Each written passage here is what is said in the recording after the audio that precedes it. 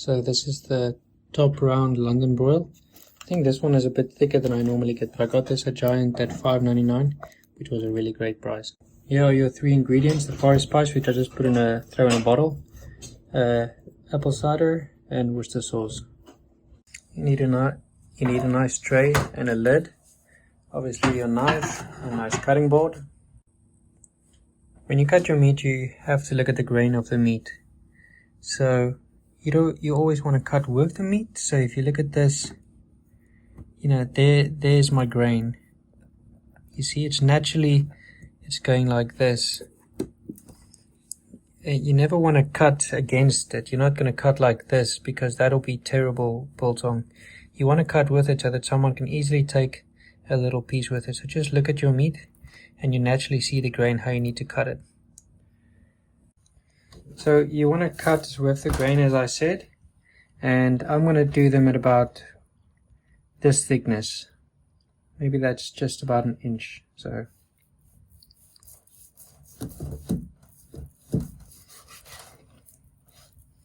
that should be a nice piece. And the grain of the meat might change as you go along.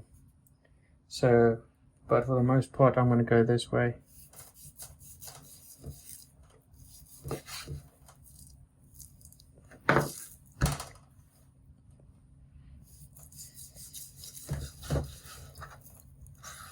Okay, you can pause.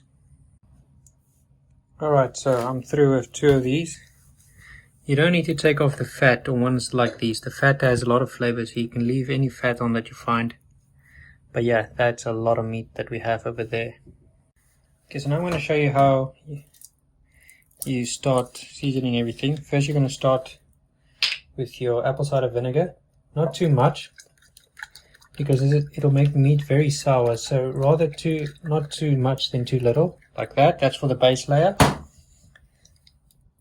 And I'm going to throw in a few drops of the Worcester sauce. Not a lot of this either, because this is a very strong flavor. And then there's a 𝗲𝗵𝗿𝗲𝗍 spice.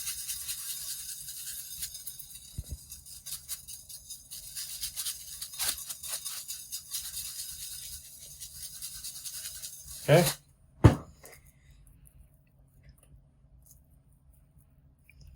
Pack them like that.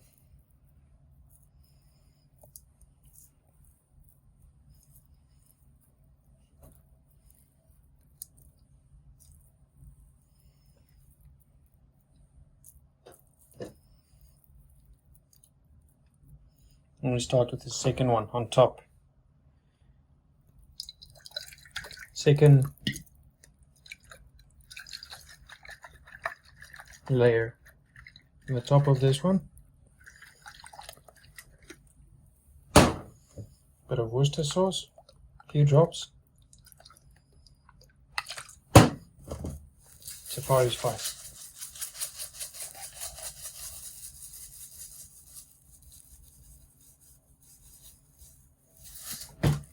Then another layer on top, and just keep on doing this layer by layer until you've done all of the top.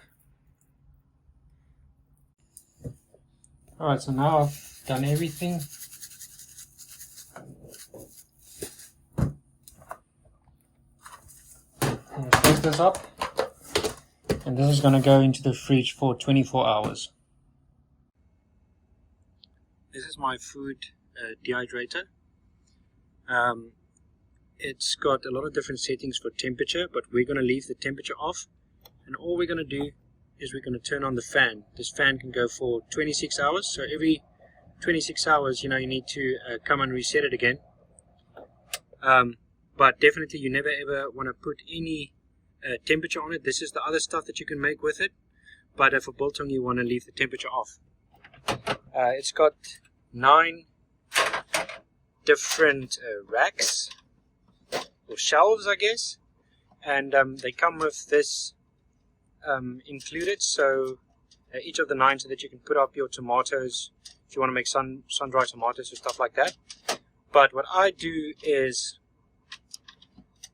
I only leave the top shelf in, and I'm going to have my hooks hang from this. So once I've taken them off, this is all I've got left. I've got a nice space for the biltong to hang like that.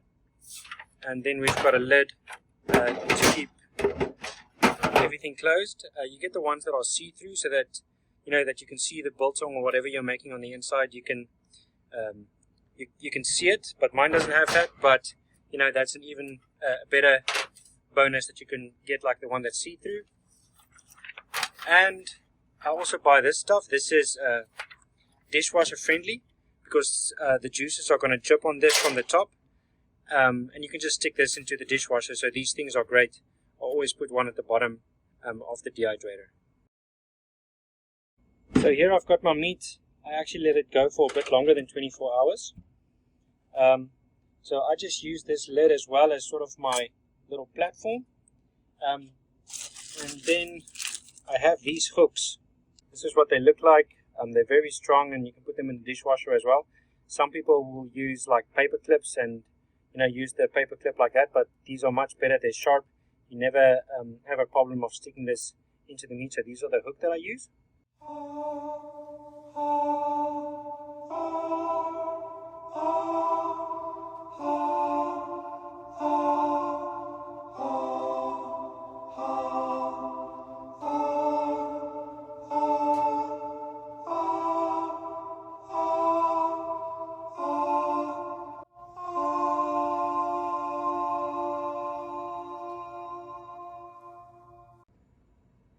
Yep, so there they all are.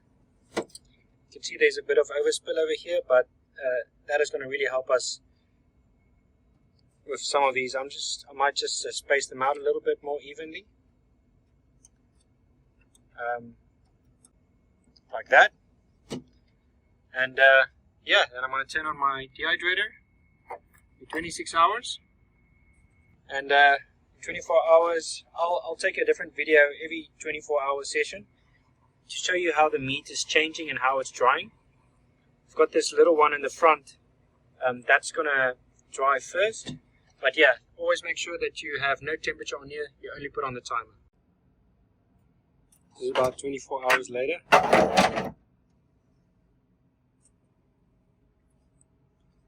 This is what they look like. You can just touch them, and you'll see there that they're still soft. That means it'll be pink on the inside. You can just sort of see how easy that is for me to press. So this is still very wet, but this is what they look like about a little over 24 hours later. I'm gonna just set this again.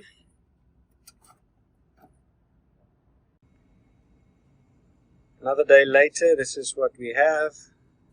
They're coming along really nicely. Like, I actually think some of these are already pretty good. I'm touching them. This piece was a thicker piece, so that one can go another day. But this one actually feels pretty good. So let's quickly see what this one looks like.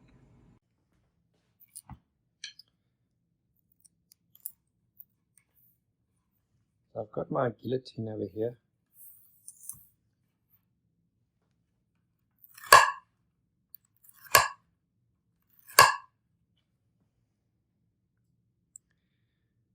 So that looks pretty dry, actually. Once it's still pink in the middle, like, I'm gonna take a bite.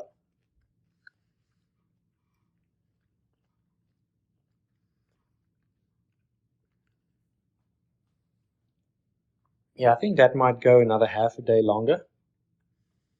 You can just feel it with your hand. Test the consistency that you like, but I might have that go for 1 day more. All the hooks, my guillotine, and that's how I like them. There's no pink on the inside. A lot of people like a bit of pink, and a lot of like them a bit more wet, but I like them in this consistency. And yeah, then they're perfect to eat.